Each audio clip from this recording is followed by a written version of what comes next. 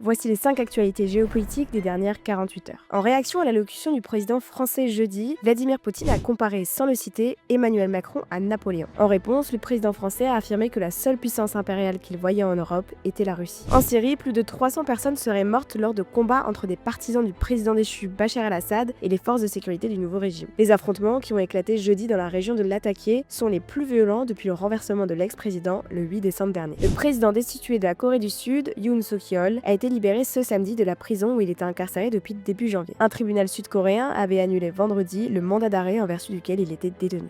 La France, l'Allemagne, le Royaume-Uni et l'Italie ont salué le plan arabe pour la reconstruction de Gaza. Ce plan, rejeté par Israël et les États-Unis, a été proposé en réponse au projet de Donald Trump de prendre le contrôle du territoire palestinien et d'expulser ses habitants. Donald Trump a menacé la Russie d'imposer de nouvelles sanctions bancaires et de droits de douane si celle-ci ne cessait de pilonner l'Ukraine. Cette annonce intervient à la suite de nouvelles attaques massives dans la nuit de jeudi à vendredi. Quelques heures après, le président américain a cependant déclaré qu'il était plus facile de traiter avec la Russie qu'avec l'Ukraine.